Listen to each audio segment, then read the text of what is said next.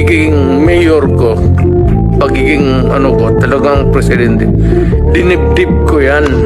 Wala akong agenda. Wala akong dinagdag na baski isang poste sa bahay ko.